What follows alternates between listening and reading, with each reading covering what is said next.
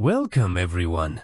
Today, we're exploring a challenge many English learners face, the pressure to be perfect before even beginning. Why do you think so many people wait to start speaking until they feel flawless? It's common, especially among adults, to fear making mistakes. Studies show up to 70% of language learners delay speaking due to perfectionism. They believe errors reflect poorly on intelligence, when in reality, mistakes are a vital part of genuine progress. That's such a powerful insight.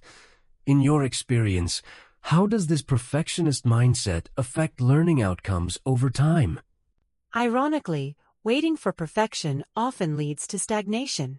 Learners who avoid speaking can plateau, while those who embrace imperfection progress more rapidly. It's a bit like refusing to swim until you're already an expert swimmer impossible without getting wet first. I love that analogy. So, let's transition into how we can move past this barrier and actually begin. Mistakes are often seen as embarrassing, but can they actually accelerate language growth? Absolutely. Neuroscience tells us that making errors triggers deeper memory encoding. When you mispronounce a word and receive gentle correction, your brain creates a stronger connection than if you had just read it passively. So, facing errors actually makes us better learners? Exactly. Think of Thomas Edison. He found 0 ways not to make a light bulb before succeeding. Each failed attempt taught him something new. For language, every slip is a step toward mastery, not away from it. Let's use a practical analogy, babies learning to walk. How does this relate to picking up a new language? Babies stumble hundreds of times before they walk steadily. They don't judge themselves or quit after falling. Similarly, as adult learners, we should expect to make mistakes without letting frustration stop us from trying again. So, resilience and repetition are more important than immediate success. Precisely. Consistent effort, even in the face of repeated errors, builds both skill and confidence. Over time, those falls become fewer and less severe. Many learners think they must know thousands of words before speaking. Is there an ideal vocabulary threshold for starting conversations? Not at all. Research from Cambridge University shows that just 800 core words covers 75% of daily English speech. You can start communicating meaningfully with a surprisingly small toolkit. That's encouraging.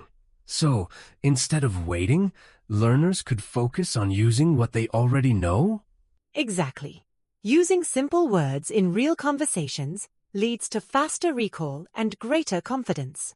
Complexity can come later. What matters most is starting.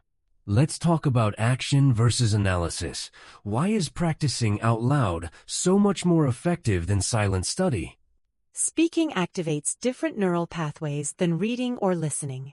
It's akin to muscle memory like learning to ride a bike. You need real movement, not just theory. The more you use your voice, the more automatic and natural speaking becomes. So, even if someone feels their pronunciation isn't perfect yet, saying words aloud is key? Absolutely. Every spoken attempt, even if flawed, brings you closer to fluency. Hesitation holds you back more than mispronunciation ever could. Many learners freeze up in real conversations. What small, practical steps micro-challenges can help build confidence? Start tiny. Say one sentence to yourself in the mirror, or comment on a video in English. Each mini success boosts self-esteem. A Harvard study found that incremental goals increase motivation and long-term persistence. So, celebrating even the smallest achievements is crucial? Definitely. Recognizing progress, no matter how minor, creates a positive feedback loop that encourages further practice. Let's address internal dialogue. How can learners reframe negative thoughts about making mistakes in English? Instead of thinking, "I'm terrible at this," Try, I'm learning, and mistakes are proof of progress. This mindset shift, supported by cognitive behavioral research, reduces anxiety and fosters resilience in language learners. Can you suggest a phrase learners can repeat to themselves when they feel discouraged? Absolutely.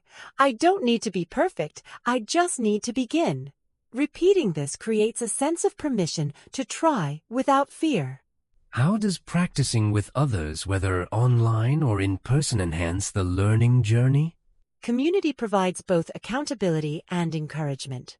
Learners who participate in language groups progress 30% faster, according to a 2022 Duolingo survey. Shared struggles and successes make the process less isolating. So, even commenting on a video or joining a chat group can accelerate growth? Yes, small acts of public participation nurture a sense of belonging and make consistent practice more enjoyable. Let's discuss growth mindset. How does believing in the ability to improve affect language learning outcomes? Psychologist Carol Dweck's research shows that learners with a growth mindset, those who see ability as improvable, persist longer and handle setbacks better. This leads to greater fluency and satisfaction. So, seeing challenges as opportunities, not threats, is essential? Exactly. Replacing "I can't do this" with "I can't do this yet" makes all the difference in maintaining motivation over the long haul. For listeners eager to begin, what's one actionable step they can take today to start speaking English despite imperfections? Record yourself saying a single sentence in English, then listen back. This simple act breaks the ice and makes the process feel less intimidating. Over time, increase the number of sentences, or try speaking with a friend. That's a fantastic suggestion. Any parting words for those still hesitating? Be brave, not perfect. Starting now is more important than starting flawlessly. Every journey begins with one imperfect step.